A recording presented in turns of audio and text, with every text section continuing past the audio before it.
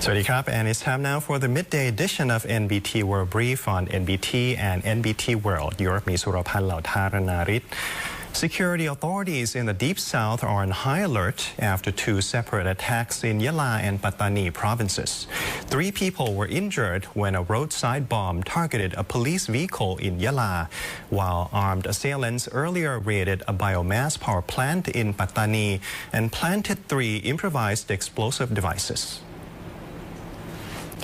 A roadside bomb exploded at around 8:35 a.m. near Ban Pulai School in Raman District, YALA Province, targeting a police vehicle assigned to provide security for teachers and students.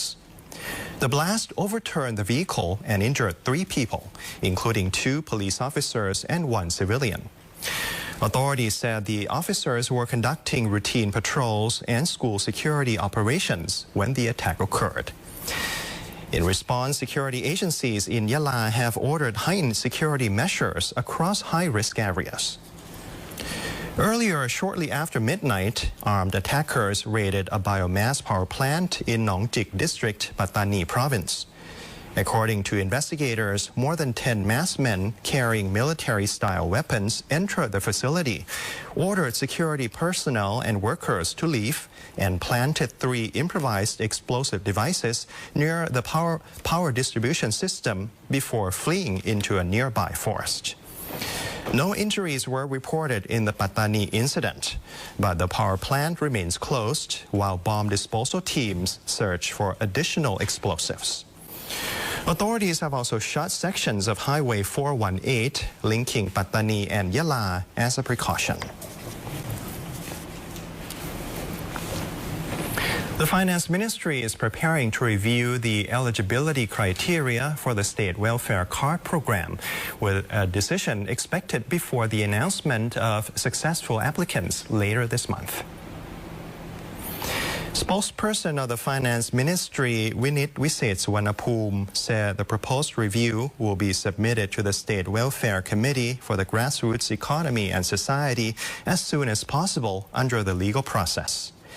The ministry aims to complete the review before the announcement of eligible recipients on July 17th. The spokesperson said any decision to retain or revise the current criteria must take into account all relevant information, practical considerations, and public feedback. He said the government is focusing on 2 key objectives: preventing welfare benefits from going to people who do not genuinely qualify, and identifying vulnerable individuals who may have been excluded from the system. To improve screening accuracy, authorities are using enhanced databases from the Revenue Department and other agencies. At the same time, officials have been deployed to help people who face difficulties registering for the program on their own. The Finance Ministry said the outcome of the review will be announced officially once the committee reaches a decision. The Thais Help Thais Plus 60/40 subsidy program continues to attract shoppers and support local businesses. Residents have been using the scheme to purchase more goods, helping create a lively atmosphere and boost sales at community markets. At a local market in Bang Nam Priao District, Cha Cheong Sao Province, local residents, including members of the Thai Muslim community, turned out in large numbers to shop despite the threat of rain.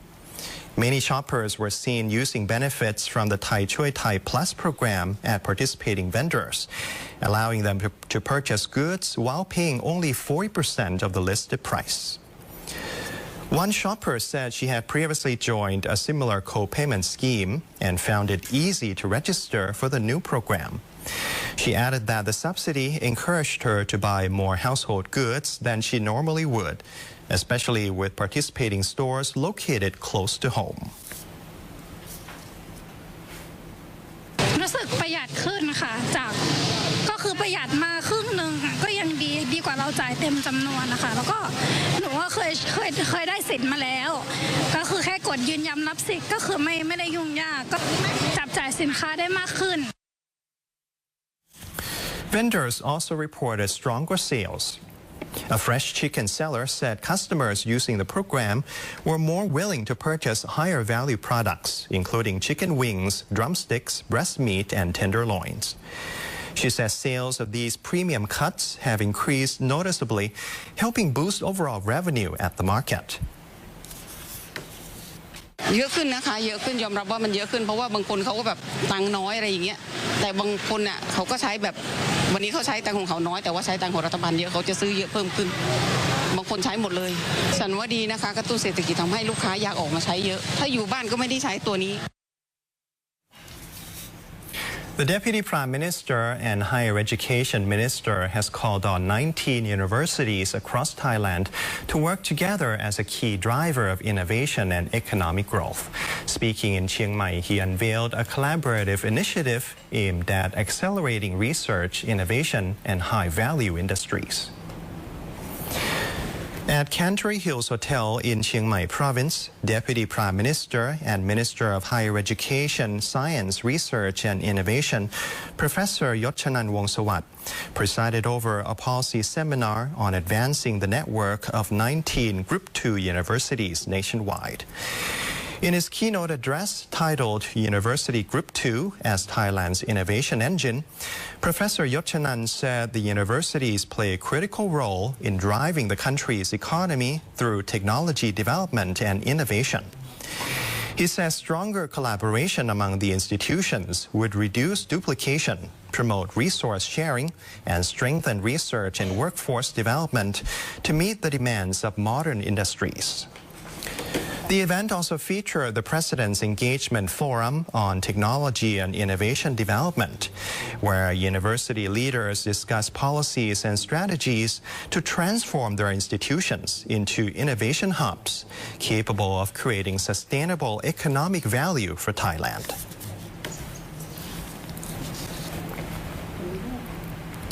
A minister attached to the Prime Minister's office has led a multi-agency inspection of beauty clinics in Hat Yai, Songkhla Province, following consumer complaints over unfair business practices. Minister attached to the Prime Minister's office, SUPAMAS Isarapakdi, led officials from the Office of the Consumer Protection Board, or OCPB, and other agencies in an inspection of beauty clinics in Hat Yai, Songkhla Province. The operation was carried out in response to complaints from consumers who said they had been treated unfairly after purchasing beauty treatment packages. Some sought refunds after clinics closed or were unable to provide services, while others reported injuries or adverse effects from cosmetic procedures. Ms. SUPAMAS said the beauty clinic business is subject to regulated service contracts that must clearly outline consumers' rights.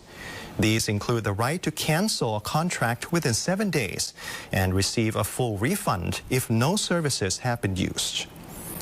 Consumers may also be entitled to partial refunds if a clinic closes, relocates, suspends operations, or if a doctor certifies that continued treatment could pose a health risk.